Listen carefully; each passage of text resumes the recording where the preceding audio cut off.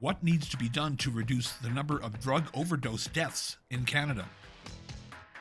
I have never thought that safe injection sites work. They don't.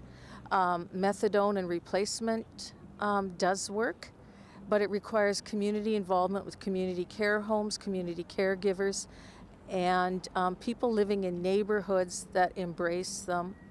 And other provinces have that, but BC doesn't. People might not like the answer, but I think that if it's a problem that really was being serious about being addressed, the answer is stricter regulation, not looser. I think they gotta put more mental health and get the steps going to get people off the drugs and get into society and get to jobs and rehabilitation. Nobody wants to be a drug addict. So there's gotta be a way that when they want to get off the drug, there's support for them. Immediate support. Right now, it's right now you're waiting, and it's not always easy. I'll go first. Okay, go ahead. Change the law back to there's no public display of using your drugs, no personal possession percentage allowed. That's all I got to say. Don't give them any free stuff. Yeah.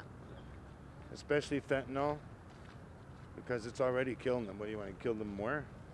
My youngest brother was a drug addict and an alcoholic. And unfortunately, 5 or 6 years ago, he was burned from here down, 3rd-degree burns. He died this past August at the age of 47.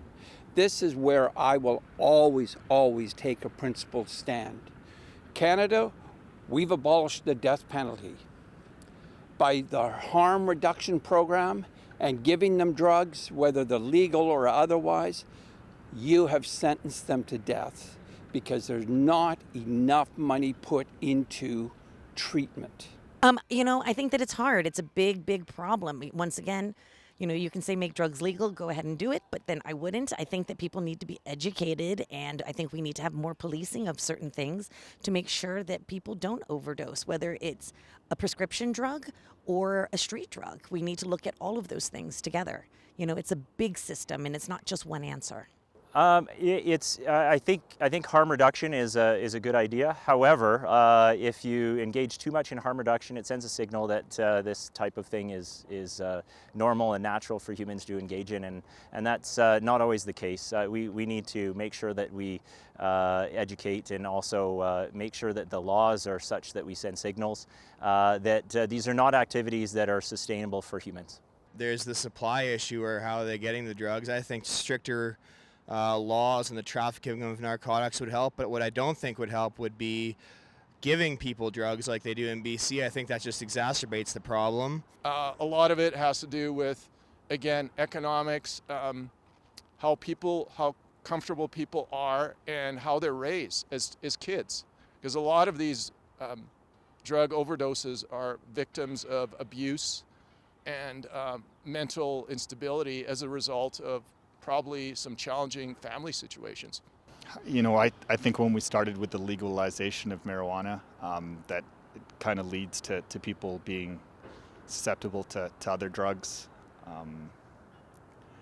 That's a tough one. I think that, increased maybe police budgets and support for those type of systems is needed. Working in downtown Calgary now compared to 10, 15 years ago, you see a lot of terrible things on the streets because of drugs, and those people need help, but I think we need to think about how we do it. We need more services for especially young males, 18 to 25. I think that's the leading demographic of overdoses. As a 20-year-old male, I definitely can see it too. Everyone needs it. People are hurting. I think a lot of things. I'm actually a nurse, so this question definitely hits home because I work with social determinants of health, but overall, I think it has to do a lot with finances, housing stability, access to different health services, Safe Depot, all those kinds of things. Support health promotion in the community. Yeah, a lot of different avenues. I could go on for that. I used to help the homeless downtown, like feed the homeless and stuff on a regular basis, and it's sad to see what's happening.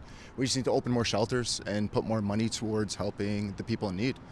right? Because it's not just people on drugs, it's people with mental health issues, and no one's looking really into mental health issues, so we need to get more into that. Well, we need more people to carry these. So we have naloxone kits. So with the Street Spectrum Outreach, all our volunteers are trained and carry these. Now I know that there's a tranquilizer going around that negates some of the effects of naloxone, but it's still important to have one because it saves a life. This will save somebody's life in about 3 seconds, as my volunteers proved last night. And Rebecca, do you have anything to add for that? I would say just make sure that people are aware of stuff going on and to know what to do if you encounter someone, and pay attention also if you see someone who needs help.